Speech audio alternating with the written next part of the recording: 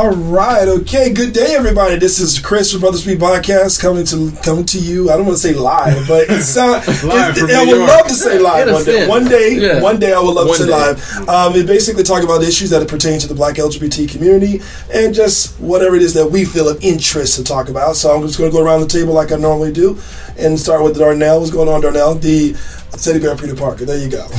Teddy Bear Peter Parker. Yes. That's me. There you go. He still hasn't worn that title. No, I'm fine with it. It's fine. I'll take it. Peter Parker's smart. He wears glasses. I mean, he's got a lot going on. It's all you. And thank you. Wear glasses and you're smart. I mean, without the web capabilities. Without the superpowers. But no, I'm doing well. Actually, just had a pretty interesting conversation with one of my friends about me and my personality. Okay. He called me Disney with some of my views on things, and I get it. It's Disney in the sense that I think people should be not judged for the things that they like. Disney? Yeah. And that's the term you use for it. Disney, yeah. Like I used to be like that. My sort of outlook on things, and you know you want to be offended by that, but I'm not. I find it like I feel like people should be really left alone to their. If you have an interest in something, as long as it's not hurting somebody else, then what the fuck do I care? That's always been sort of. I think viewpoint. If you can maintain that viewpoint, but couple it with reality, you're fine. Yes. You'll be just fine. Yes, I am totally. I'm realistic about how things are, but I know what I want in my life and the type of people I surround myself with. Yeah, I actually called. I texted him back after we got off the phone, and I was like, I'm a pessimistic optimist. That's an interesting term. I might have a pessimistic view of maybe my achievements or my ability to do things because I'm sort of a lazy perfectionist. But how that next come about, I don't know. Well, that's what they call an oxymoron. It's like it is kind of an oxymoron. So I mean, how do you? Are you bipolar? Are you? You just have this voice not yet diagnosed. No, I would rather not do something than not do it incredibly well. Okay. So yeah, I call myself a pessimistic optimist because I have a very good outlook on the future. I think a lot of things are changing and they're changing rapidly for the good. But for my own personal, I think I explained it well enough. Okay, all right. You did. So okay, I get it. Pass the baton. To my right. To Mr. Ricky, the country boy Virgo. How you doing? I'm good. This week was good for me. Everything kind of moved along really well, and I made it to Friday. Okay, that was the main thing.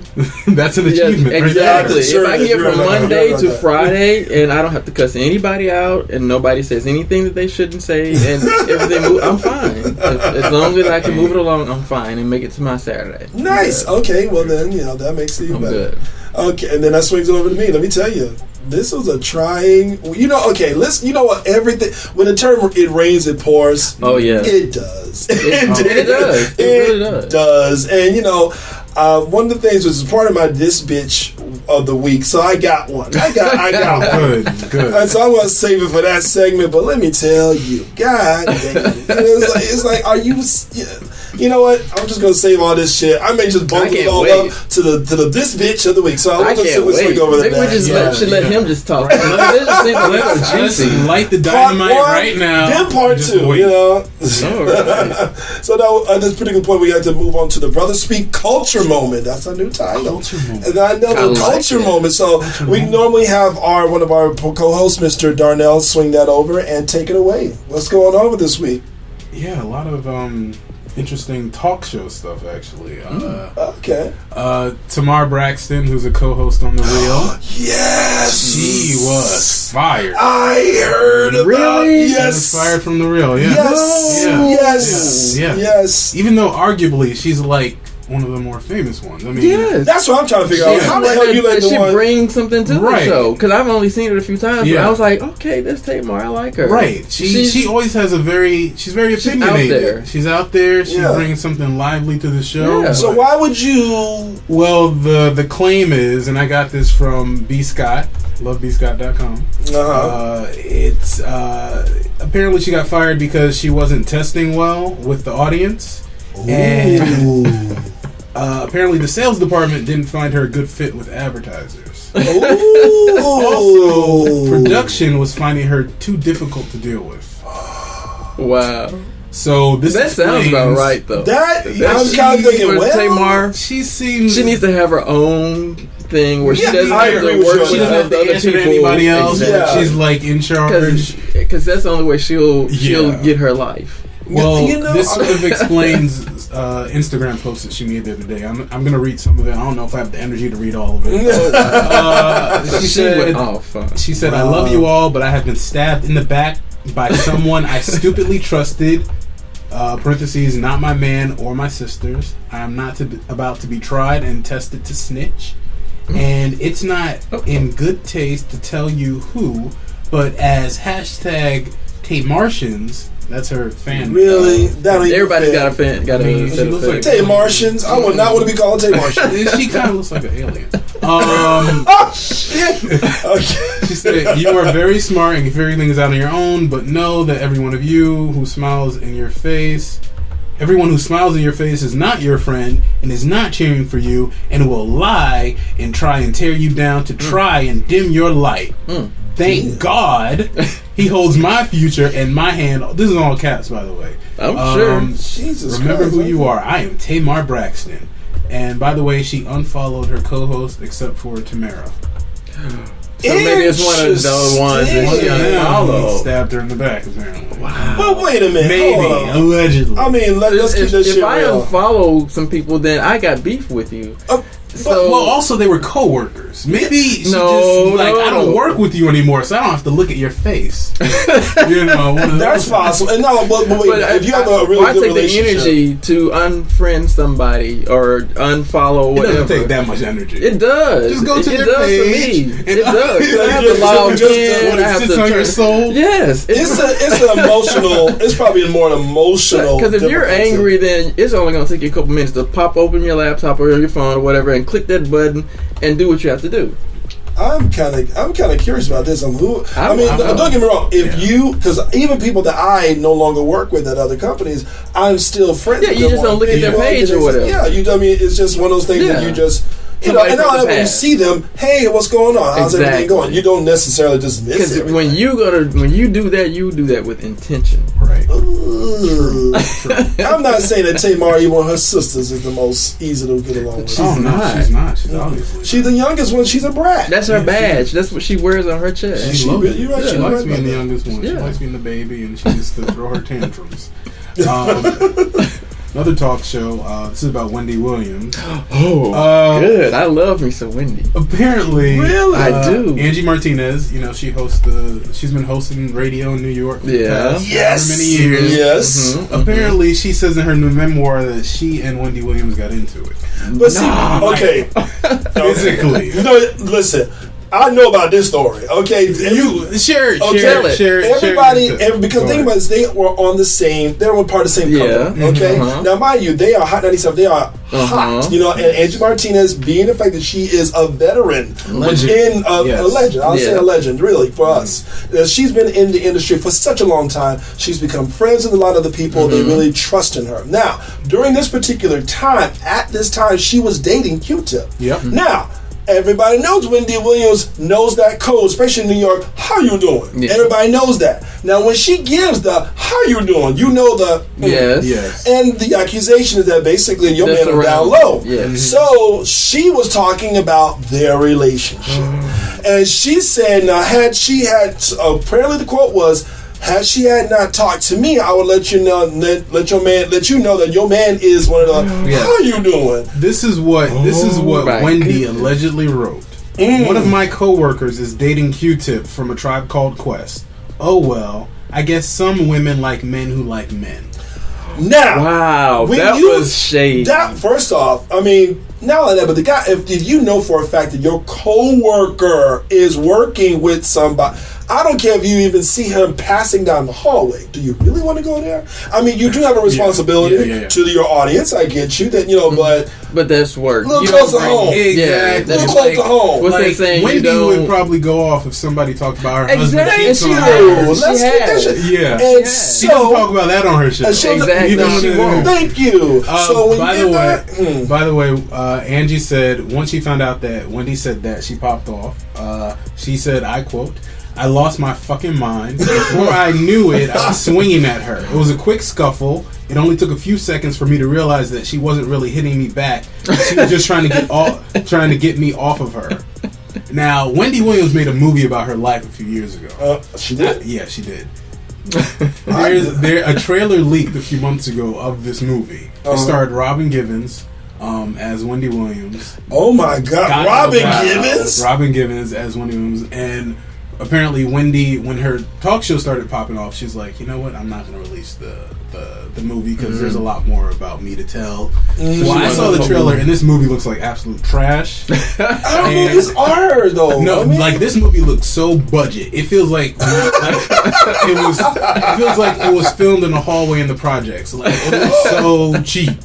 Like really bad. Wow, that's not good. Yeah, the reason I brought it up is because part of the trailer included the part where her and Angie get into the fight. Yeah, there was a quick little snippet there. Well. Wendy Williams, she talks shit. She does. But, listen, I'm surprised more people haven't fought her. That is her claim to fame. Exactly. A lot of celebrities have ignored her. And by the way, in fairness to Wendy actually did say in the beginning, because she had Russell Simmons come on her show, in the beginning she was a little trashy. She was a little trashy. Yeah. Like literally, she's right. Yes, she did. Oh my God! But she's on TV, so she has to. There are people that are backing her. Thank you. So it's not her money that she's putting. Bitch, you on mine. Exactly. We write this check. She has to appeal to a lot more people, and she knows who not to cross. Exactly. Like, I know on her show she talked shit about Whoopi Goldberg years ago on the radio show. Whoopi didn't like her for a long time. Wendy got her own talk show, and she's like, oh shit, I'm like peers with her. Exactly. Now you gotta watch what you say. She was very acquiescent when Whoopi came on her show. She was just like, I'm sorry. She was crying and everything. She was crying. Yeah. Whoa. Okay. Yeah. I think things like this are good because it shows she grew up a little bit. Yeah. She grew up a lot of big shit. You know? A lot. I thought her show was only going to last, I'm not going to lie, I thought her show was going to last one season. Really? Maybe two. Now it's how many since 6 going to 7? I don't know, but I syndicated and shit all over the world. Yeah. I'm like, Wendy? I thought the shit was going to cancel. But see, I was always matching her. Not only that, but she said some shit about Puff. But that's another topic. Yeah. But yeah, I'm very happy that she realized a lot of things. Yeah. Wow. But I do want to get that book. I gotta get Angie because Angie talked about a lot. That's one book that I gotta get. I gotta share. Okay. Yeah, no, I'm curious about it. Because I don't know too much about her or the show. Most people in New York love it. I know that radio hosts, they get messy. They like what's it, Charlemagne? Oh, I don't like him. I like Charlemagne. I don't. I just really, it's just something about him that rubs me the wrong way. And then what it is, I think to me it seems like he's two-faced because he'll say one thing about a situation, but whenever that person comes on the show, then he's just a completely different person. Right. And it's like, well, you had something to say about this person before. Now they're in your face and you don't have anything to say. Most of the time, I think he does though. No, but sometimes I remember when L.A. Reid was on there. Okay. He had some things that he said about L.A. Reid and his family and all this other stuff. But then when L.A. came on, he was sitting there looking at him, and I'm like, okay, well, I'm waiting to see what he's going to say to him. And he didn't. Listen, he was. You know who to fuck with, who got power. Yeah. And L.A. got power. He got some clout. Yeah. So, you know where to go. My thing was like, okay, don't talk shit when that person's not in your face, but then when they're there, you can fix it up to make it seem like, you know, you can still say what you want to say, but don't be vulgar about it. And he had nothing to say. I lost respect. I didn't really see that episode, but I definitely would have understood why you kind of pulled back a little bit. Because maybe even after that, somebody may have talked in the background and said, this is about your boy. You know what's most impressed about Charlemagne, he went from looking like he was wearing a mask to looking like a light-skinned pretty boy. Dermatology just works. Yeah, they made him about 5 shades lighter. I'm like, all right. People said that too. And interesting. Because they said he was in blotches. He said he got himself evened out, but I'm like, so you went with like the lightest spot on your face. Listen, it's something with dark skin. For some people, it's something with a dark skin. But some people wear it nicely. Yeah. True. Go to brotherspeakpod.com to see pictures of this. The last little bit of news is that the Bad Boy reunion tour premiered last night. Yes. And apparently it was a good show. It was a great show. Apparently, you know, you had Little Kim, you had Busta Rhymes, you had who else? Was Diddy there? Diddy was definitely there. Diddy was there. It was everybody back in New York. You know, so everybody from like the back in the day. Of course, Total wasn't there. Yeah. I mean, you know, those people were there, but there were still a lot of people in the very beginning. Because I mean, I remember seeing something where Total they were trying to come back. I guess it was a couple years ago, and they were shy. What's her name? Pam. Pam is still out there. She's still not Pam. Pam was a dark skinned one. There was the one that was. She married was more to well-rounded. She wasn't the stick figure of the group. She lost a lot of weight. She's married to a celebrity. What's his face? You're talking about the one that was the main singer, right? Pam was the main singer. The other one was in the background. Yeah. The skinny girl. From what I was told, Pam in the last interview I saw, she's the one that said she wanted to go on tour. The others didn't want to do it. Because I remember one of them, when the interview that I saw, she was not there. And they were like, well, we're still Total. Nothing's changing. And when she's ready to come back, you know, she'll come back. But for now, we represent her. She represents us. We're good. And that's where they left it. Wow. I was like, oh. But it's coming down to Florida, though. When's it coming? Really? Did you get tickets? I'm getting my tickets. Right. I am. I'm getting tickets. I want to see it. I want to see it. So I'll give a full report how the show was, but definitely basically the foundation of Bad Boy. Yeah. Really, anybody who grew up in like the 90s or 2000s, you're gonna want to see this show. So absolutely. And it's all in our generation. I mean, you may not want to see Busta Rhymes since he looks like two Busta Rhymes. Well, then again, so did Little Kim. I mean, let's keep it real. She's not the same person. she morphed into somebody completely different. I don't even know if that's Little Kim. She did. You know what? Little Kim really understands the plight of Asian Americans. She does. Because she is an Asian American now. I'm looking to see her. I mean, when I get my nails done, I'm looking to see her sitting behind doing my nails. Oh my God! Well, I'm gonna stop. I still am a fan. I'm not. You know what? It's actually she's still mourning Joan Rivers, so she took her face. Oh, that's what it is. You know, I'm gonna move on. I'm in the Little Kim bandwagon here, so I gotta put a stop to this. Now we're gonna move over to the main topic. Now, this particular main topic, we talk about a topic that we actually believe that should be discussed. And this week, I gotta say this. For the main topic, I know for myself, I had to change the title. After doing the research, after going through all sorts of articles and all the surveys, and I had to do the research. Just so the audience know, the original title was Why Black Gay Men Want to Be in a Committed Relationship, but look to destroy another committed relationship. And then I started going deeper. So I had to change it completely. As in, I changed it completely to what I forgot. I forgot, what was it called? It was called Black Gay Men and Committed Monogamy or Open. This is what you wrote. Tell me. I know I had to switch it up. You know. Oh, Lord. Black men and monogamy. Question mark, exclamation point. I was like, what is that? Because I looked at it at the email again. I was like, oh, okay. Because honestly, I looked at it and I said, yeah, you're right. Oh, Lord. Black gay men and monogamy. And the reason why I had to look at this because the gay lifestyle in general was very... So let me just kind of give... some of the listeners a little bit of information to kind of grasp onto. And I found this particular article from Gay Therapy LA, Counseling Therapy and also Coaching for Gay Men.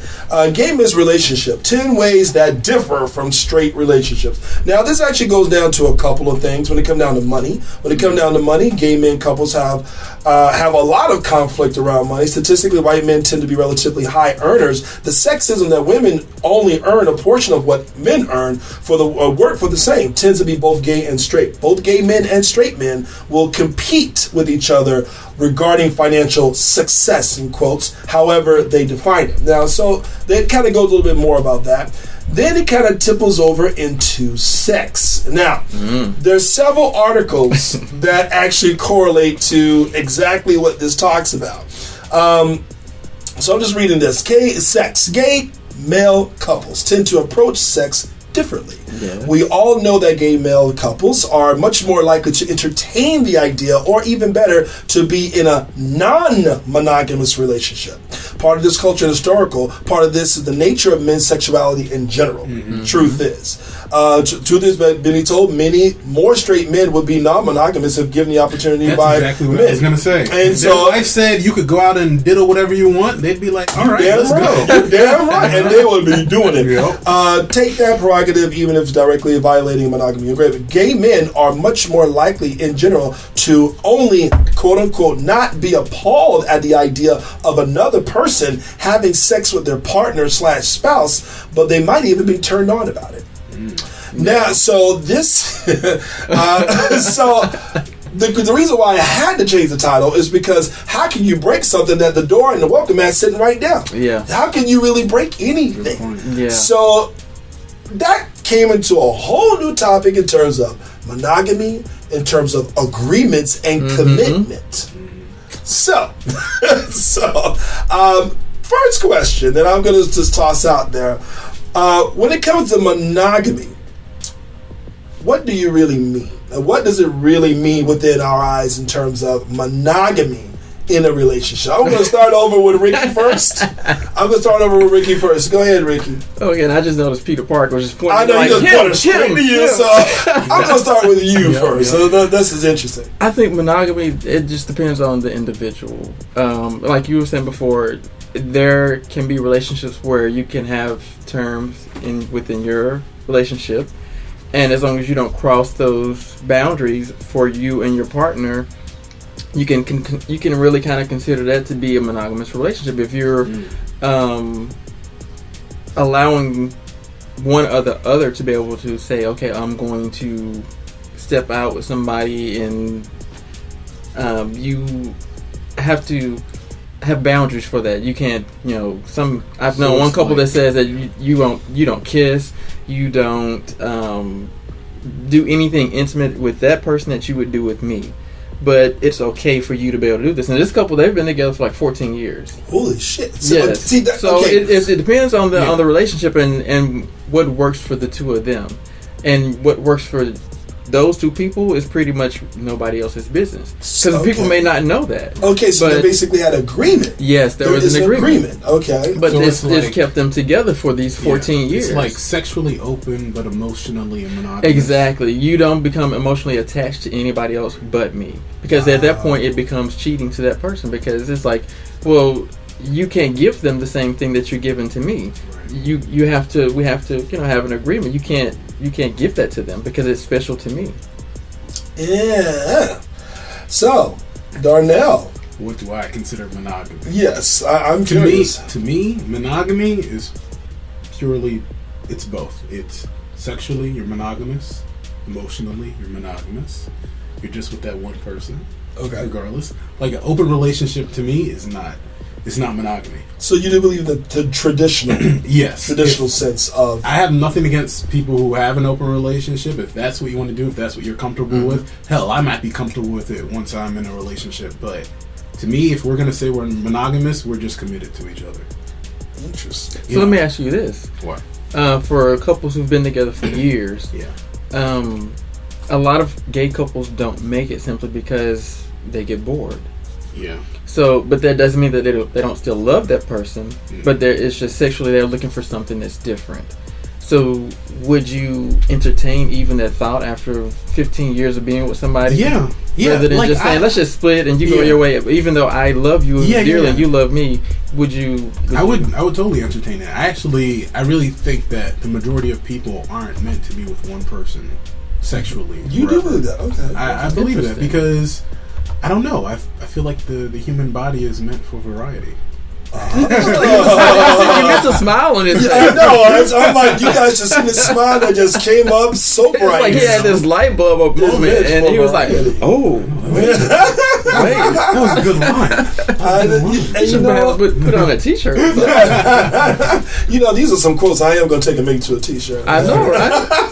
But the thing about it is, I was one of those naive people in relationships. You start out a relationship thinking it's monogamous. Yep. It's just you by yourself. You're on an island alone by yourself till you find out, now this person, that's your boyfriend. And then when you get into that conversation, then you start to be angry. Then you get because no one ever had that type of discussion. Right, No one. Now the funny part of this person did not want me to be out if I was even talking to somebody. And it was an automatic argument. Oh, it was an argument. Wait, he didn't give you a title though? No, we were titled. You were titled? Absolutely. Okay. You were titled, but he wasn't titled. Oh, apparently, no. This is the funny part. He actually wanted me, you just thought the word. Clearly Latin. Clearly this was Latin. This is doing my Latin phase. If I'm talking about phase, I'm actually dating somebody that's Cuban right now. So it's not a phase. But that particular person was just possessive. Now, when it came down to the other side, it was completely a different story. A whole nother story. And so it was more like, okay, but that person tried to, not even try, they did successfully introduce people into the relationship sexually. And that was my very first committed relationship that I thought. Next relationship after that, same damn thing. Next relationship after that, no, it wasn't. No, I was waiting here for him to say yes. I was like, this is a pattern. Let me tell you, what's wrong with you? Let me tell you, I was going to go into that. I was like, what the fuck is wrong with me? But let me tell you, it really became very clear that monogamy within a homosexual relationship is a difficult challenge. Now, I'm not going to say that Chris is a saint. I'm not going to say that I myself did not, later on, like one particular episode, I found out later on that this was a relationship that this person was in, and the boyfriend wants to meet me. And I'm like, when I tell you I got that call, and I did not know that this person was in a relationship. He never revealed it. We just had a great time over and over and over and over again.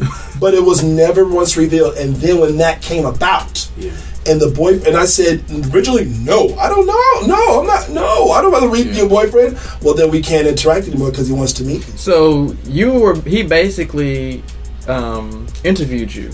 Basically, this position, and he found that you were the right one, and he wanted to say, "Okay, well, I'm going to let you meet my partner. We're going to hire you. Yes, we want you to be part of this. You need to let me know my salary first. Exactly. I did not know because you may have given a better performance if you knew what you were being graded. Let me tell you, it was a different experience. I never knew that I was ever going to come across something like that ever in my entire life. Funny part about it is they were in a relationship over 10 years. And it was definitely discussed that one partner wanted it, the other partner didn't. But because make the other partner happy, that person kneeled it. And that was just their agreement to stay together. And so when you come across that, when you see that the people who've been in relationships longer than 10 years, they find ways. It's a whole other category. And I never forgot that when it came down to agreements, there's a lot of agreements that have been made even in my first relationship. I found out that the agreements that we were making, we made agreements like, wait a minute, if you're going to do this, like I said, even the idea of bringing somebody into the bedroom was something that was never my thought, but it was for him. Because in his head, he felt if I'm being satisfied, then therefore everything else is. And sometimes it's something that other person finds to be a turn on. And you're right about that. I mean, I can just admit that I've had that scenario where somebody I've been with, that was something that they liked, and I tried it once, and it was just something, it was interesting. Well, it wasn't. We basically just forgot about the other person because he was just like all in his shit, and he was like, "I'm turned on. You need to move." And the other guy was kind of just, but it was just one time. But he was a tool, basically. He was a tool. Yeah. He was a tool. It was something that he wanted to do, and I was like, okay, well, it is what it is. Exactly. And it was just an experience. So when you get that, what do you need to do? So now we have JT coming in. Raw Dog JT. What's going on, JT? How you doing? What's up? How y'all doing? So, we were just in there talking about the topic here when it comes to monogamy. My experience, when it came down to agreements, I found myself making agreements and that I never really knew I was going to actually do it. But you learn a lot of how the community is. Mm-hmm. And not only that, but sometimes when it comes to commitment, how difficult for those if you're not really there. Those agreements, the communication that been laid, the foundation was laid, that it really can be a difficult thing. And some people introduce it very early into the relationship, and some people introduce it later on in the relationship. And I think it's communication. Right. If you know that there's something that you like or something that you want in that relationship, or that you have found to be, something that you liked in a previous relationship, and you want to bring that to that relationship, and you are really into that person, then I would say it up front. Yeah. Don't hold it, and don't wait. Don't do something that that you shouldn't do that will hurt that person. Bring it in and let them make their own decision about it. JT, I'm kind of curious to hear JT in terms of your opinion in terms of commitment versus monogamy. First off, I know you're the only one that's actually been in a relationship longer than all of us. Where are your thoughts in terms of monogamy, open relationship, agreements? What's your definition of monogamy? What is your definition? Yes. Well, monogamy for me is one-on-one exclusive. Just me and that particular person. In terms of agreements, is there any particular agreements that you've made? Because it is that one-on-one, but remember, in the gay relationship, and some of the research that we found, that even though you're one-on-one, doesn't mean physically that you're always going to be one-on-one. It may be emotionally, it may be spiritually, it may be everything else that you're one-on-one. Well, my relationship was totally one-on-one now. With that said, we had what we call breakup periods, what I call breakup periods. And those breakup periods are the way, we said we was going to call it off. Now, in that little period of whether it was 3 to 6 months, 1 to 2 weeks, that was my get out of jail free card. I was able to do what I had to do. Or get my rocks off. You had to do. I know, right? Mm-hmm. He just made it like I would have survived without having. No, I would have. Because for me personally, in any relationship I get into, my sex drive is very funny. It's high when I'm happy, and it's off when I'm down. I don't think that's funny because I think I'm kind of the same typical, way. Yeah, but no, like if. But yours probably is like extra high. Yeah. Whoa! Just call him out. I'm just saying. But no, when money is right, bills is paid, shit is going smoothly. Sex drive is I'm very high sex drive. But me, I like exciting shit. If you're boring, then that's a turnoff. So for me, everything in line keeps me going. When it comes down to stress and stuff like that, it wings down. Depends on how deep it is to how low it goes. Because sometimes I just turn off the switch. Let me ask you this. Yes. With that being, you said 10 years? Mm-hmm.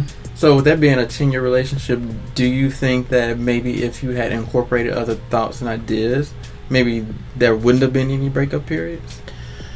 Or was it the breakups attributed to something completely different than your happiness? Me and his major problem was he might not fight you and you can be stabbing his ass with a knife, but I say he'll fight me to the end. So it was something completely different. So it wouldn't have anything to do with nothing really contributed to the actual sometimes that sex. Okay. Contribute to I didn't want to have sex with him, but it didn't take away. Because I was thinking, well, maybe... Because I was telling him about there was another couple I know that they were together for 14 years. Mm-hmm. And they pretty much had an agreement between the two of them where they would maybe bring somebody in, or the one would be able to go out. But there were rules that were in place that you don't become attached in a certain way. And that has kept their relationship going. And I don't know if there was something that you were able to do. For that. He was too jealous for that. I wonder what it is about men that makes us so fucking horny. Because most gay men, straight men, bi men, we're natural. Most men are whores. Natural. Most men are whores. I'm not going to say that. No, I mean, I'm talking about in comparison to women. I know most women can go weeks, months, years without sex, and it's not. They can go a long time without masturbating. Some men can't go a day without. Well, even if he's in pain, he might still find a way to get off. It's a. I wanted to say DNA thing, but it's a. I don't even know the word I'm looking for. A manly thing. Yeah, because it's been around since the beginning of the time. Right. Men has always played with men. If you go back into any of the ancient times, they ain't gonna tell you this shit. I was just talking about sex. No. But you have to go to the root to see how the tree sprouted up. Yeah. So it's been around for years and centuries and beyond BC and AD and all that stuff. It's just that men use women to have babies. That was their sole purpose. But now that we've got all these rules and regulations into place, it's now, you only can be with one person and stuff like that. In certain countries, they have 10 and 11 wives, and, it just depends. So it's just tradition related. Yeah, it's a traditional thing. Depending on the culture. Yeah, but before all these cultures became cultures, it's been around. Let's see, this is my opinion. Okay, number one, I think women are they're kind of used to men trying to hit on them in a sexual manner. To where it's like, you develop your shield. You know how to bob and weave. Women do that shit way better. To where men it must be my lucky day. Goddamn. All right, let's get this shit. To where men is completely different. That's why when it comes to, I think we reach a sexual climax at the age of 16, to where women actually reach it in their 40s. Right. Mm. So because of the fact they're just so used to it. Not only that, but when it comes to the approach of sex in general, we're very visual. We see and we like and we want to. Thank you. Easily stimulated. Very stimulated. Easily and obviously stimulated. We can blow. The right moment occurs. A dream. It's just so many things. Oh my God. I remember being in high school and just sitting there thinking about nothing, and suddenly rock hard. Like, what the fuck? But that's what it was in high school. Shit, your dick get hard when the wind blows. Yeah, it still occurs now. I was about to say sometimes it still occurs now. I'm not even gonna say that. But yeah. But now you're a little older. You got to be a little more stimulated. You know what I'm saying? You don't go from 0 to 100 real quick. You go from 0 to 25. There we go. 35, 40. You got to get that little more. That's why when it came down to the choice between Viagra and cancer, which one you gonna choose? Viagra. Some people choose Cialis, whatever. But the reality is that we have always just been just that way. Right. Now, but it's in the male species, because even in animals, is it like animals will fight to the death over a fuck? Yeah. I just wonder if it's we're not looking to procreate, but as men, we have this biological impulse to procreate. So you just want to stick your dick in something with hope. Well, if you ain't gay, you better be thinking a lot of hoping, a lot of hoping and wishing. Let's keep that real. So much hope. So the reality is, when it comes to that monogamy portion of things, we had to redefine it. Now that, but traditionally, gay men in itself, we never actually could conform to the traditional, because the traditional in society didn't really want it. So we made up our own little rules. Yeah. Now that we have the capability of marriage, I wish I was a divorce lawyer right now. Well, wait a minute. Hold on now. But if you were, would you conform to the traditional sense, or do you think the gay community should conform in a traditional sense to marriage? Now that you're the capability that's an interesting and now you can adopt. So adoption and marriage, now you can have the exact same things that everybody was so jealous about in the heterosexual community. But now, what? My thing is on that, people always fight for what they can't have, and when they can have it, they don't want it. So you really, because they don't realize what it takes to maintain. They don't understand the work it takes. You understand what I'm saying? It's work. Me living in a household with children, having a boy in the house, it took a lot of work, and it wasn't even being the point of being closeted. But the things that me and my partner did affected my son and my daughters who was in the house. You understand what I'm saying? The girls got to get out of jail free because they're girls, but the boy, he had it backfires on him when it get out of what goes on in his household. So you have to walk a fine line with that, and there has been times that I've almost had to let a bitch know that I lay you down. But so therefore, when it comes down to every single thing in terms of tradition, now that we have the same capabilities, What do you say, Ricky? Now we have the same rights. We have everything the same. I think that's one of those. It's a dangerous tool because you give it to a group of people, and it's so new to us. So we really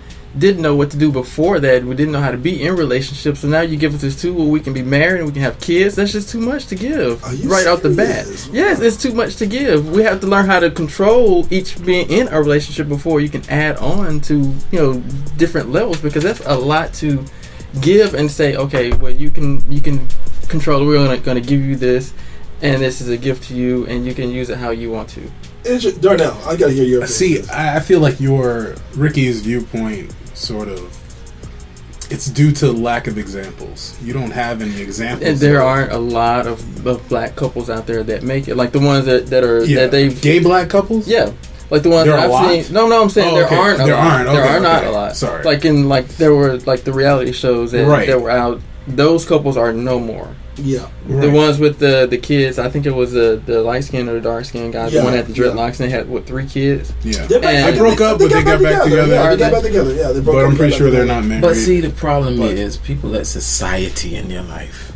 And when they live, you can't avoid it. Yes, you can. I don't live for society. Society lives for me. Wait a minute, but hold on. Society is one that actually you had to push for to get your shit. Let's think about it. We had to push against society to get these rights. So clearly, now that we have them, and now that we actually we fought years. It takes years, guys, to actually get shit in the political arena, to actually get recognized, get money behind it, get everything. And now that we have it. Here's the thing about marriage. It's more than a religious institution, because marriage gives you certain rights, legal rights, that you would not otherwise have.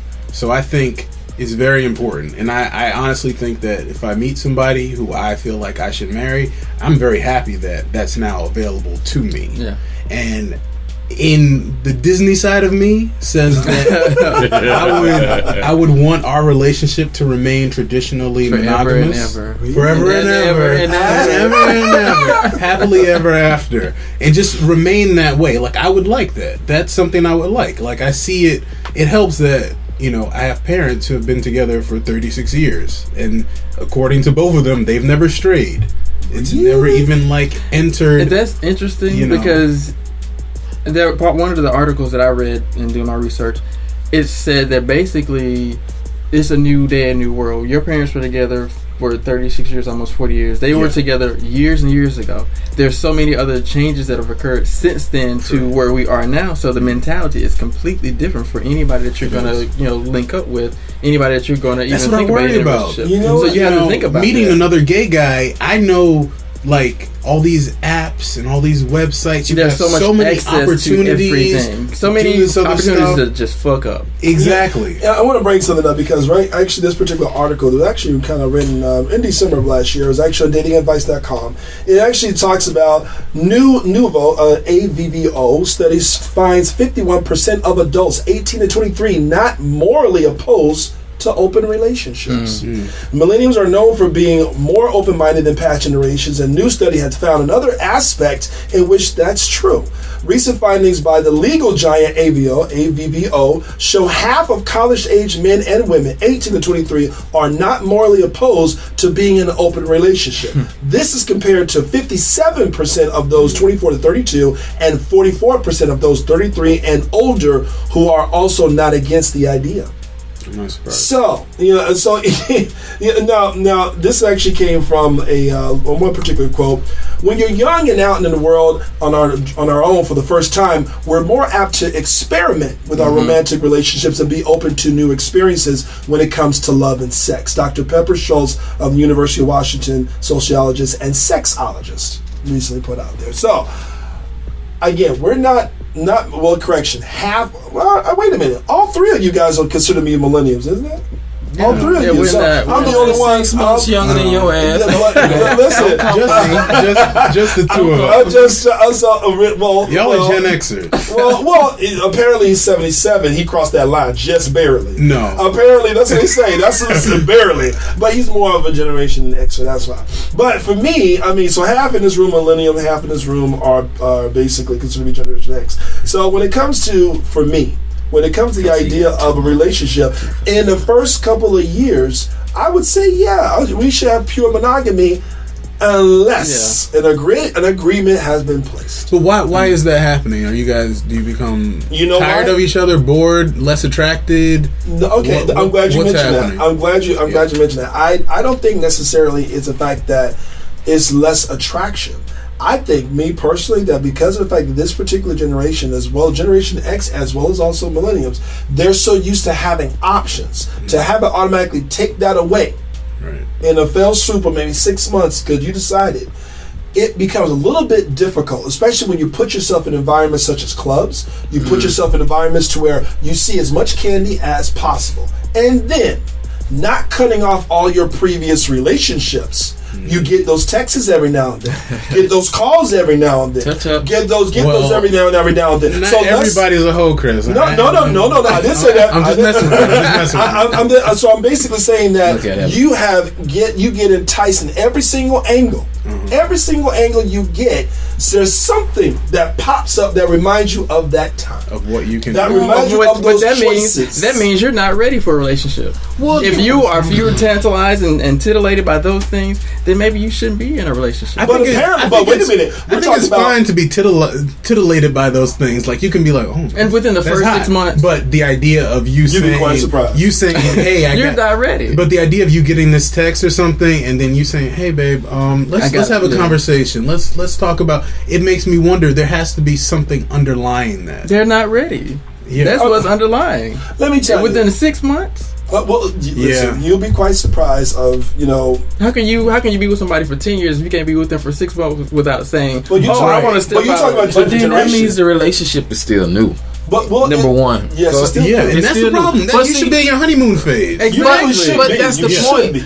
When did you declare it a relationship? Now, because see, you can have fun for 4 to 6 months and then start a relationship after 6 months. When did that relationship's title start? And that's what I'm saying. Let's say for this example, it started 6 months ago. You've been together a solid 6 months. And it started as soon as you met. Well, no. You were dating. You declared it. 6 months later, now you're ready to step out. You're like, yeah, exactly. You're ready to step out. That should have been done in the dating stage. That's what I'm saying. Well, that means you're really not ready So you should make no commitment. Exactly. You should make no commitment. Because you're bringing somebody else into your life. You should not have let the relationship get to that point. Yeah, because clearly there was something else going on. Because you maybe hurt somebody that really liked you and really wanted to be with you, and you possibly have hurt this person because you weren't ready. And another thing too, it depends on the speed of both parties, because one party might be moving fast and the other one might be moving slow. And sometimes it's not even the point of moving fast and slow, it's just the point that y'all ain't made it to the same point at the same time. With that said, for me personally, if I'm having fun, I'm gonna let you know I'm having fun. But if I really am digging you, I'm really into you, I'm gonna let you know. You understand what I'm saying?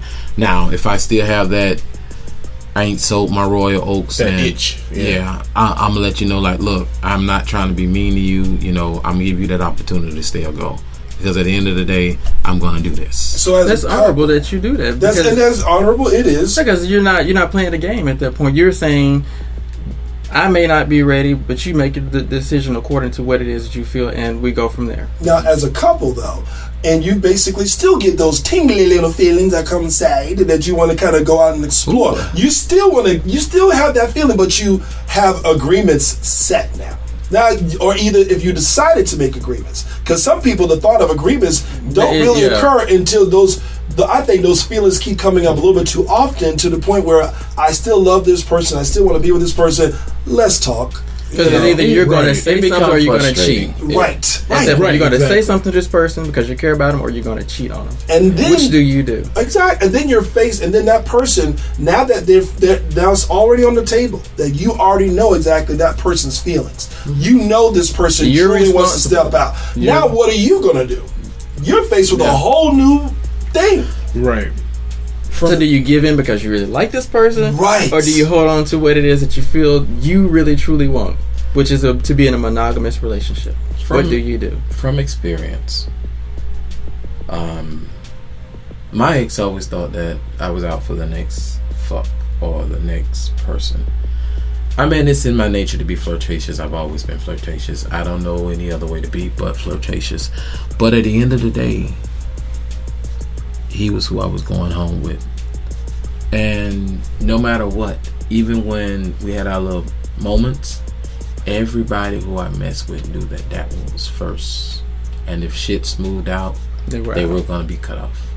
They knew from the beginning. It was no hiding it, and I might be incriminating myself, but I'm going to say it anyways because somebody needs to hear it. Even when we did decide to patch things up and the vibe was strong with what I had on the outside, kept going, I had to I had to really break it off because it was like interfering with what you. It wasn't really interfering, but we was trying to patch things up, and this was my jumping cables over here.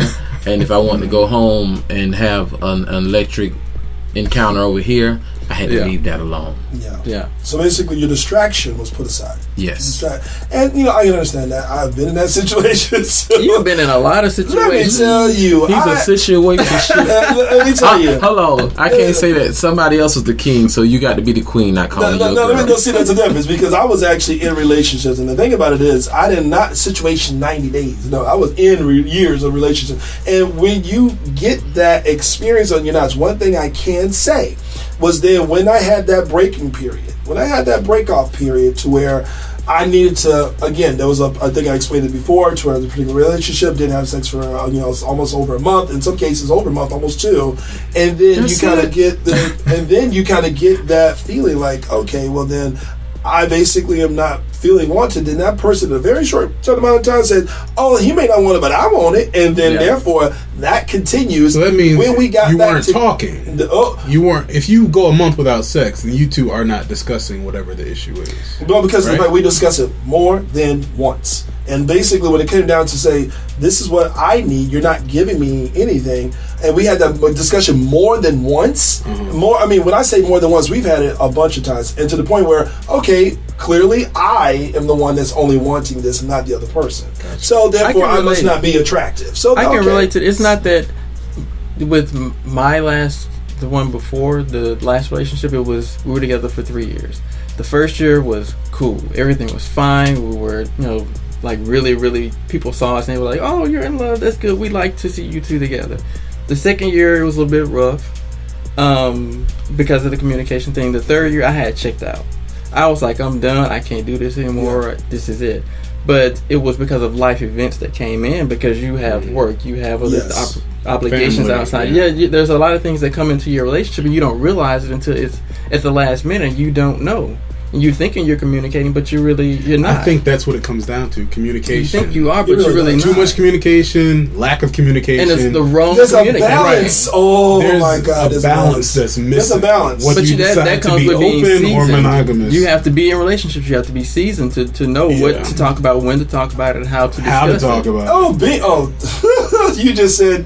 You to the word in my mouth. You really do. And you got to teach that other person what is allowed, what's important really to you and what's important to them, and you have to get on that same page and respect each other's wishes.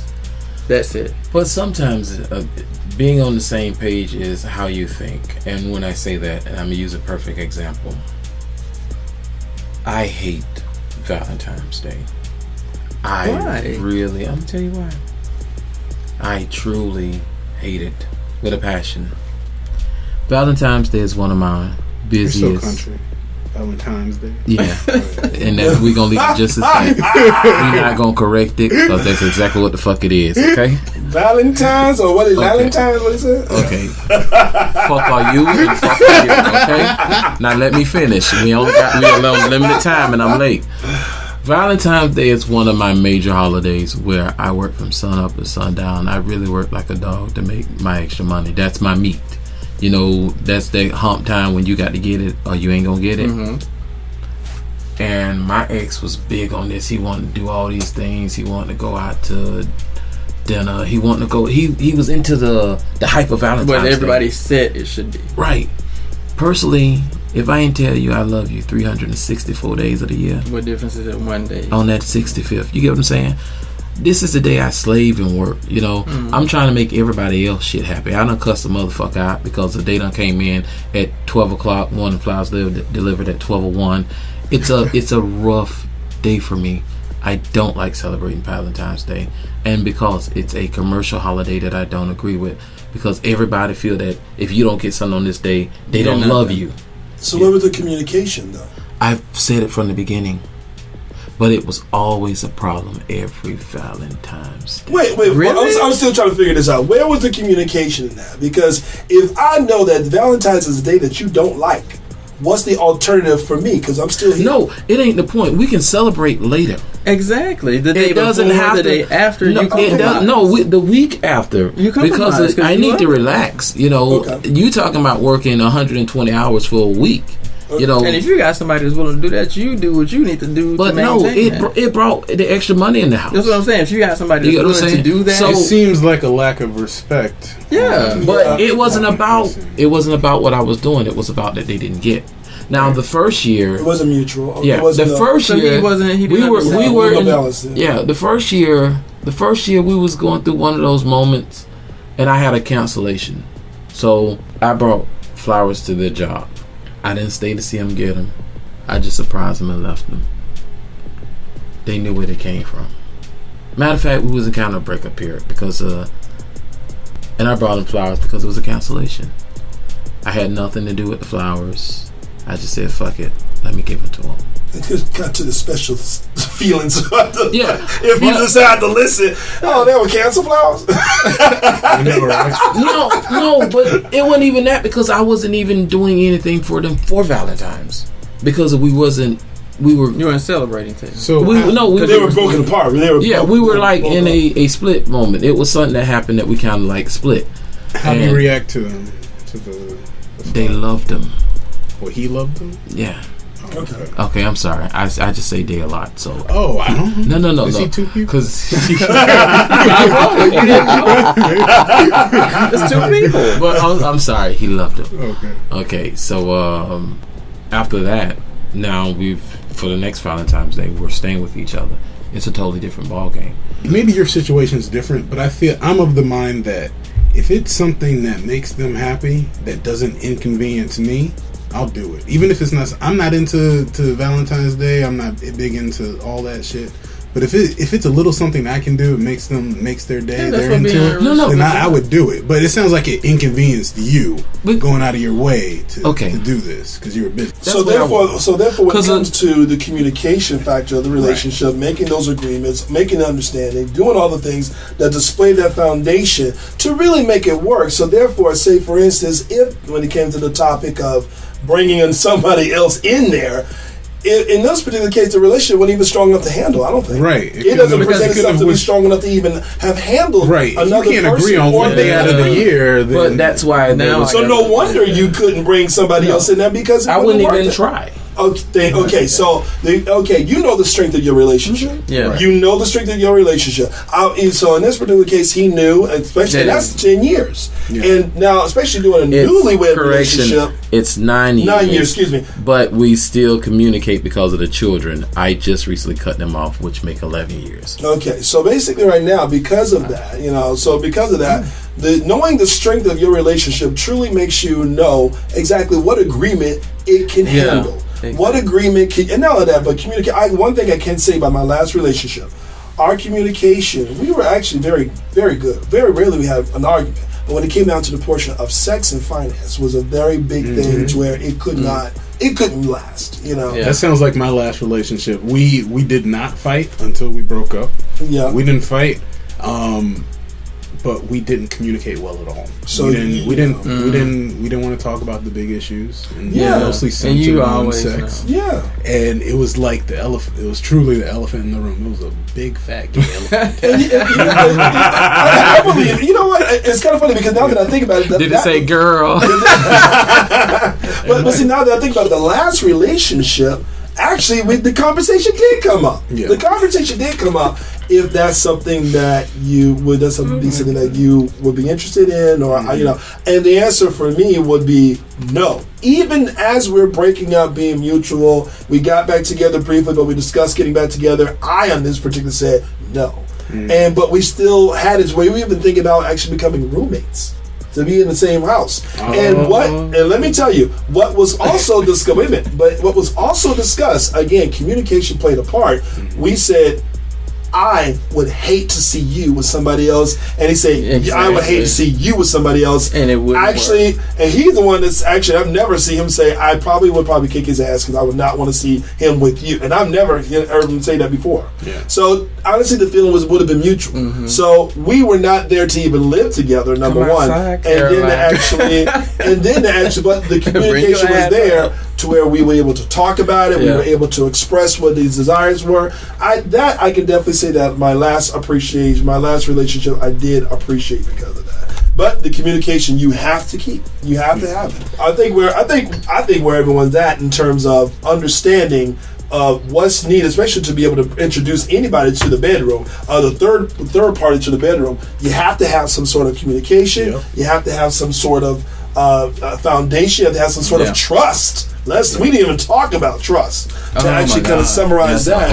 That's a different show. Another show. Could be another show. Yeah, by itself. Yeah, we don't need to introduce that beast right now. So really, when it comes to commitment, to sum it up, commitment, you have to have all those things along with communication to really make it work. So gay relationships, apparently, and I didn't do the research on this, and I think I did actually, just kind of showed up the statistic of the number ones that actually stay together. And when it comes to the ones that's over 10 years, I tend to believe they have stronger relationships because they have stronger agreements, stronger trust, and on top of that, you know who you with at that point. Exactly. Because you've grown and you've changed apparently together because you're still together, so you kind of know what that person likes and what they don't like. Right. And you come to agreements according to that because you really want to still be with that person. You know, I'm not even sure. You should have just waited a year, Jason. I know, really.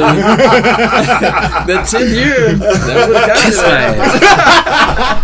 got you. So let's kind of roll around and just kind of go around the table real quick to kind of finish off the topic. When it comes to, are you open to agreements?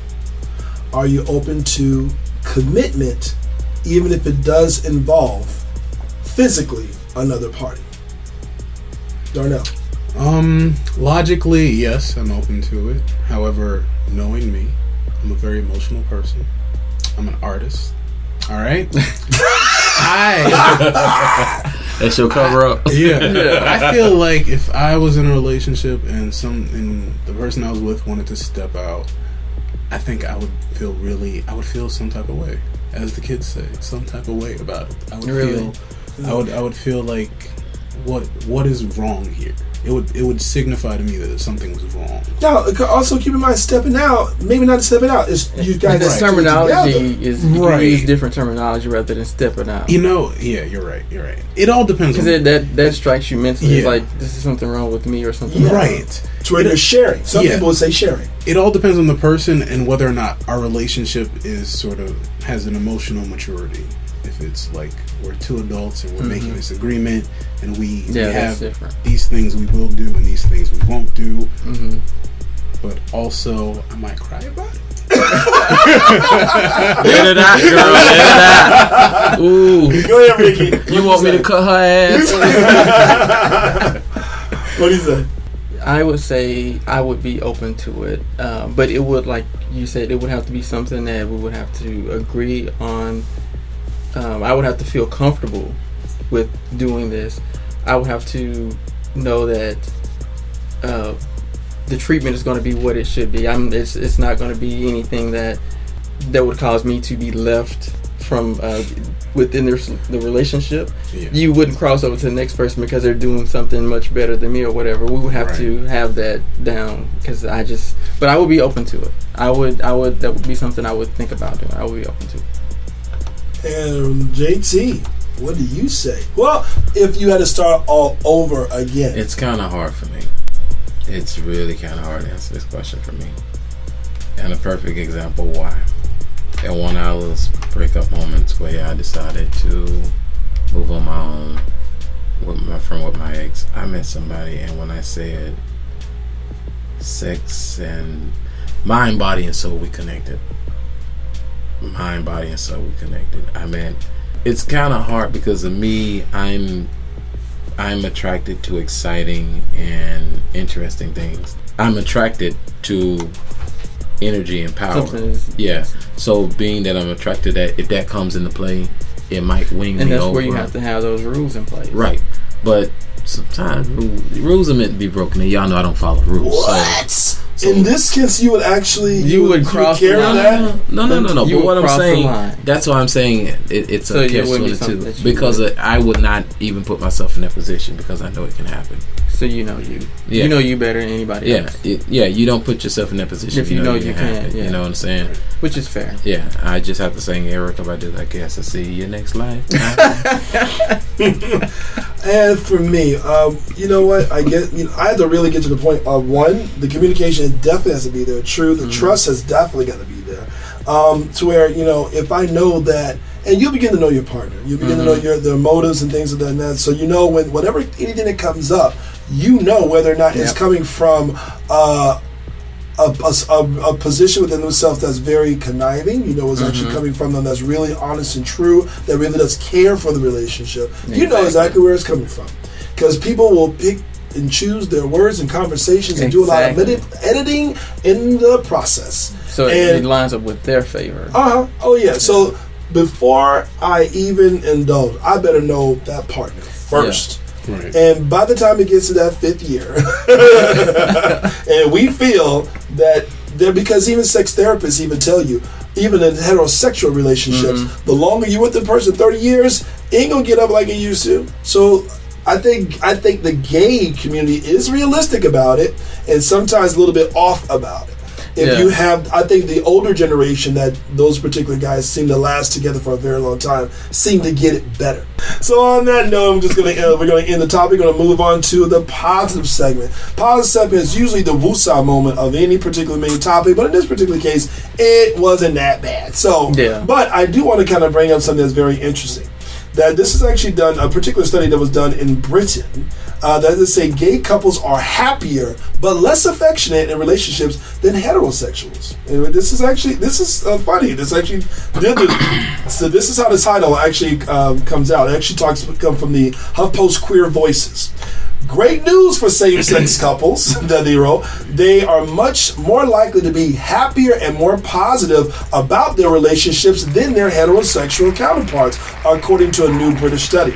The new survey, which polled about 5,000 people, was published by Open University and funded by the UK's Economic and Social Research Council, was aimed at finding out how modern couples maintain their relationships despite challenges, according to the Independent. However, intimate relationships weren't all smooth sailing for the same-sex couples surveyed. The study also found that same-sex couples were less likely to offer public displays of affection because they feared disapproval, according to a report. So, now, this is my thing. To me, I'm thinking to myself, I didn't really care. The reason why I'm putting this in the happy segment, because I didn't care too much about the less approval of society. You still got to know exactly where the hell you live. But to know that you're happier, in a gay relationship, it actually kind of brings up some positive aspects that we really got to look closer into. So even though one of the things that also came from this was that, meanwhile, it also found that childless couples, both heterosexual and LGBT, have happier marriages overall. Are you surprised? So I'm like, for real? So I'm thinking to myself, I don't find that too surprising, but at the same time, it basically says, hey, look, don't have no kids. So you will be happier as long as you're in a relationship. Y'all okay. But it's just kind of funny. It's just kind of funny. It's a little bit funny. So it's very hard to have a hard dick and a child walk in the room and you trying to hide all that. It's really rough. I would imagine it's really rough. So, and then you got it. Now they want to sleep in the bed and you like, all right, shit. Now we got to pull out layers and covers to make sure. And I got to sleep to the wall and you got to sleep this way and let them get in the middle. Yeah, I done had those nights before. Mess up some things. I had those nights before, so yeah, it ain't fun. That's attractive. I do agree. I second that emotion. Okay, so just so everyone knows, for all those gay couples who actually do have great communication, truth, and all that other shit, guess what? You'll end up happier than everybody else. So I just want to kind of bring a little bit of news that actually came about, the news that came about last year. So now, actually was updated, as of this year. So now we're going to swing over to the next segment, which is this bitch of the week. So I have another crazy, fucked up, messed up story time, and we're gonna name her this bitch. So, oh God. And usually when it comes to this bit of the week, we actually give our rant pertaining to any particular person, place, or thing. Just kind of rant, let it out, say what we gotta say, and let it be held here on the table and never let it come back again. So, I'm just gonna go around the table when it comes to who is your this bitch of the week. Darnell, I'm throwing you first. Yeah. I'm sitting here silently waving my arms like, don't talk to me. It's a mini this bitch. He's a little bitch. Yesterday, I got back to my apartment building from being out. It was Saturday. And I saw an AT&T truck parked in my reserved parking spot. I hate that. I hate that. It like immediately pissed me off, and I was good. I was nice and calm, and I'm not one to get very mad very quickly. But I'm like, bitch, it says reserved. I know you know how to read because I know they do tests. Like, so I get there and I'm like, shit, what do I do? So I'm looking around. Maybe he's outside working. He's not outside working. I'm just walking around, pacing in front of his truck. Was he for cute? A little bit? Hold on. Hold on. So I'm pacing in front of his truck, and then I remember, like, oh shit, I can have him towed. So I look for the sign that they have up, like, you know, you can only be here if you have a permit or whatever. And I'm about to call the number to have him towed, and that's when he shows up, and he actually was cute. But I really didn't give a fuck. I said it was a rap on that. You got my partner. I say to him, I'm like, oh, it's you, right? And he's like, yes. And I say, well, you're in my spot. It says reserved. And then he says, all right. And then he starts packing up to leave. And I'm like, this bitch didn't apologize. That's all I fucking wanted. So I get back in my car and I roll down the window and I say, I say to him, you can either apologize or I can call your job. He doesn't respond to me. So basically, I have the number that was on the back of this truck in my mind. And you're willing to use it. Part of me is ready to call AT&T and just like I would have called NBU 007. That was the number that was on. I'm this close. Wow. But you did committed to me. I did. Yeah. But I don't know if I want to put that negative energy into the universe. It's not a universe. You just put it on your record. Exactly. But then I remind myself he knows where I live and he knows where I'm parked. So I don't want to go too crazy. Man, please. Motherfucker. You know what? Go ahead, Ricky. Tell me what I got a story that it didn't happen just recently, and I can't really say too much because it would incriminate me. Because there were police involved and everything. But it was similar to that where I'm trying to pick my words carefully. I came home and they were parked in a parking spot. And it says reserved with my number on it. Everybody's supposed to have your number on your windshield. I have a fucking placard hanging in my car. And if you don't have it displayed on your car, then when they come by, they see you parked. You get that sign that says we're going to tow your car if you don't have your sticker in your window. Exactly. But somebody else parks in your spot, and you have to be the one to handle it. So I handled it. I did. I was having a bad day. Oh shit! And the guy had been parked there for a couple minutes because I went to the store and I came back within 15 minutes. And I get there and there's this car parked in my spot. I was like, hell no. I just went across the street and came back and somebody's there. And it was a nice car. I will say that. It was a luxury car. And I was pissed. I mean, I just saw red. I had a bad week. And I did something I probably shouldn't have done to his car. Oh shit! Because it wasn't my original attempt. I wasn't going to do it. I was just going to remove something from his car, but it didn't work out. So something else took place, and I'm not going to say what that something else is. But the police were called. And why'd you key that man's car? What did you do that for? I didn't do that. I thought it was going to get close to that. I didn't do that. Okay. You like, what? y'all can't see his face, but no, he didn't do that. But long story short, the police, she came. I think she had a problem with me. Maybe I was giving off bad energy or something that day, and she was accusing me of doing something I did not do. And I just stood there, and I was just like, okay, whatever. You apparently know him or whatever it is, what it is. So she was like, well, at this point, we can either get your insurance involved, or we can, write the report or whatever. And I was like, okay, well, write the report. And I stood and looked at her.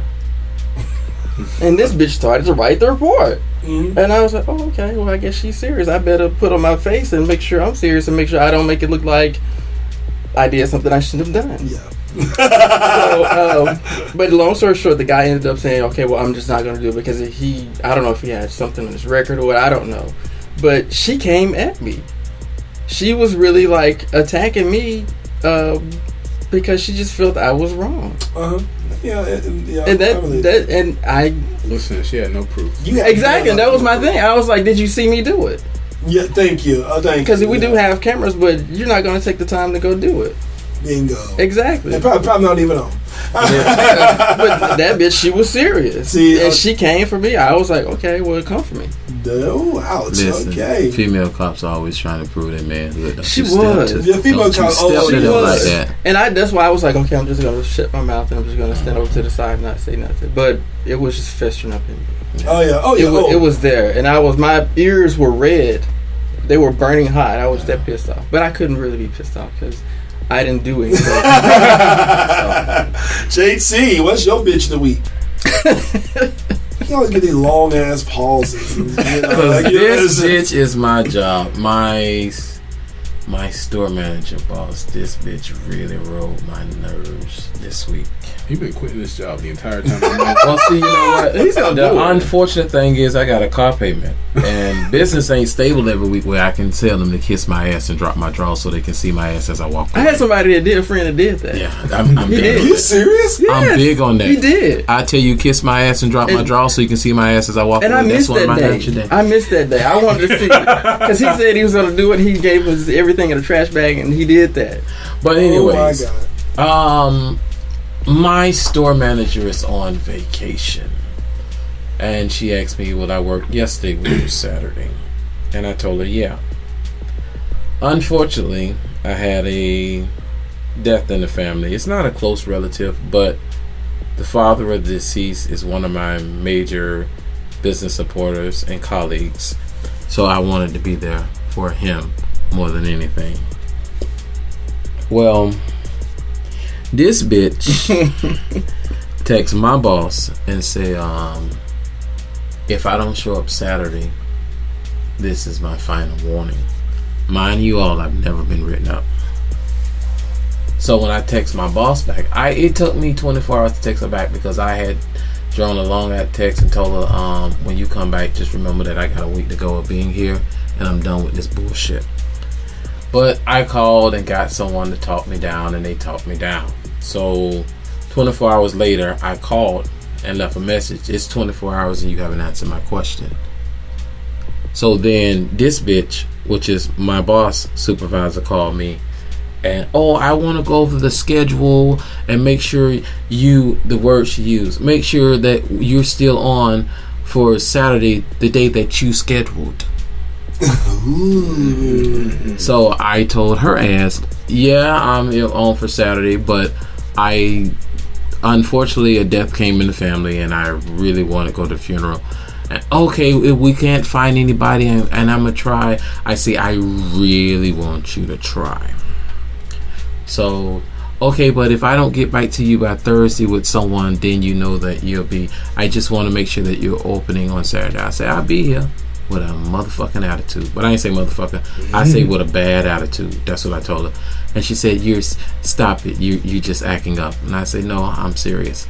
So anyways, make a long story short, this bitch called me, texted me on Thursday. Unfortunately, I didn't find anybody for Saturday, so that means you're working. Okay, cool. On Friday, which was my day off, I had the key to the building. She couldn't get in. So this bitch called me. I was calling to see that you have the key to the building. Yep. But I'm 15 miles away and I'm not coming there right now. So she said, okay, I'm going to call around to see. She's going to call my other head supervisor and see, because I just got switched to her, and see if he has a key. I say, do that. And when you get it together, call me back. Oh my God. So I ain't finished yet. So this bitch texts me and said, she asked me, did I have the key to the front door? I told her, yes, I have to put that in there. This bitch texts me back 2 hours later and said, oh, I'm just making sure you got the front key to the door. And I text her back. I said, well, I told you that already. We already had discussion this morning. Let me tell you, you gotta like the little wordplay sometimes with it. But overall, I definitely can attest to having those feelings. But one feeling that I had this week. Oh, I've been waiting for this. Okay, all right. Aside from the fact, drum roll, that please. This particular week. Okay, first off, let's start with the Condominium Association. The Condominium Association sometimes set rules that we understand that help to increase the property value and all this other bullshit that they actually tell you that they try to do. The problem is this. When it came down to guest parking, where I live at first you have to have a pass. What's with all the parking? I know, that's what I was about to say. Okay. Yeah. Let me tell you, when you have you're right. You're a lot of parking situations. No, I had it, but I won't even go there. Okay. Mine's went another extra notch. So I had my parking pass, normally do. Then they got rid of that. Then they said you have to log in. Check this out. You have to log in if you park in the guest pass. Put down the fact that you are your car and everything. Now it's only good for 2 weeks. I normally, because there's more cars in the household, so therefore I normally have to park in there anyway. Now mind you, you cannot log in after 2 weeks. You have to wait a separate period of time to log back in. You just can't do it like consistently. Well, so I'm walking out, getting ready to go to my car like any normal day, and I'm just like, oh, okay, let me just make it in time. I'm almost. I stop, I look, and I just said, mind you, this particular week, they already fucked up my check. I'm already dealing with that shit. And then on top of that, I'm walking out. I didn't even think twice about it. I just said the tow truck company took my car. So I just said, let me walk back inside, have somebody take me to work. And then I'm going to actually just go back and just deal with that later. Now, mind you, they close at 6. So if you don't reach 6, guess what additional fees tack on? Oh my God, crazy. So, of course, I called around to find which lot my car. $140 to get my car out. Mind you, I've always parked here and just normally just did exactly what I have to do to actually as a resident. That just coupled with the fact in that same week, I updated my phone. Now, mind you, this ain't my update. I don't make the updates for Verizon phones. Oops, did I say Verizon? But I don't make the update. So I pressed the update button. Update button goes in. Guess what happens to my phone? It completely shut and crashed everything in that phone. So I did not have a phone, not just for 1 day, not just for 2 days, but for 3 damn days. I didn't have my phone because it wasn't my update. It was not my update. Really? Try a week and a half. So see, I don't want to go that long. So I'm gonna get a backup phone. But guess what?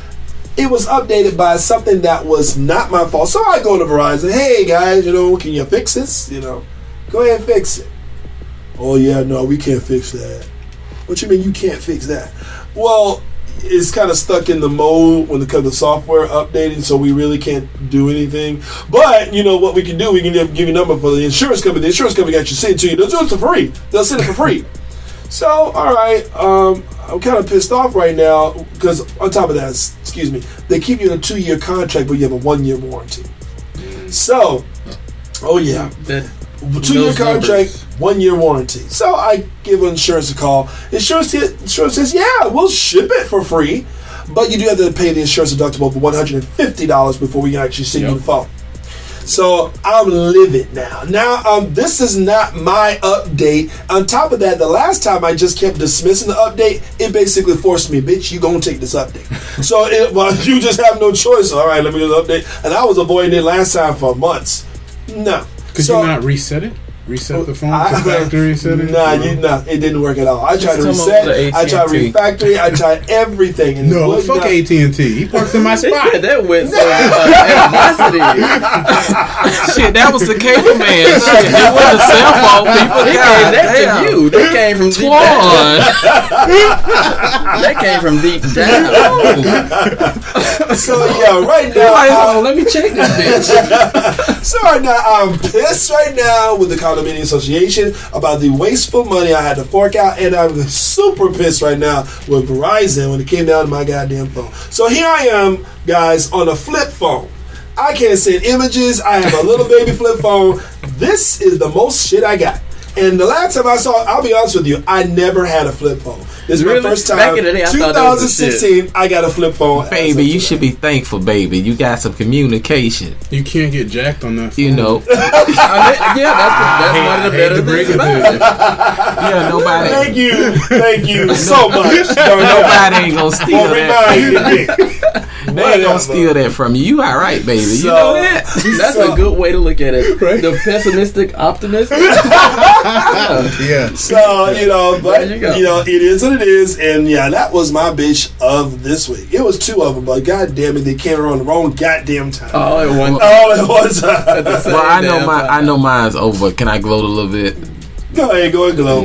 No, I finally got my phone straightened out where I can pull my information off. So that was a plus for me this week. That was the only plus for me this week. The only plus. Okay, yeah. Well then. So you're rubbing the phone issue. No, because I ain't got a flip phone. I got a brand new one. You got a brand new one. See, no, you rubbing it in. See, you being messy. You did try to rub that in. Yeah. But no, remember the last time I told y'all I couldn't do nothing but accept phone calls. And this bitch was telling me that I had to keep trying to accept shit when I couldn't accept shit. That's why I'm rubbing this in, because it's only a week later that he had to experience the same problem. You get what I'm saying? But the difference between me and him is I still got an Android and he's on a flip. Don't worry, I'm gonna resolve it. He did what I didn't just do. I mean, he took it a little bit further. He did, yeah. Well, you know what? But but listen, I loved him. That's why I can do that. We go back like spinal cords and car seats. Don't nobody talk about Chris. He's a fine young man. Fine young man. Don't nobody talk about Chris. But he got that flip phone. Mm-hmm. Thank you so Child, much. it's brand new too. You try to bring this to the team.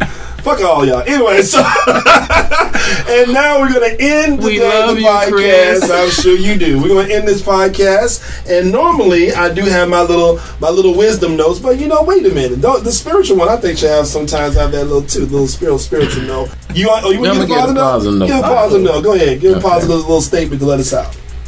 Well, no, it ain't a positive note. It is a positive note. No. Y'all might not take what is it? No. I don't know how to describe it, but it is a good note to end on. Okay. Excuse me. It's a prayer moment. Is this a prayer moment? No, because everybody just like stop and it's like, because we were looking at you. Okay, it's like stage fright. Even though I'm not scared to go on stage, it was like stage fright. No, y'all can look at me. Oh, okay. But it's an old joke that I like, that I always like to use, and it's a cow and an elephant. All right. I'm saying it wrong.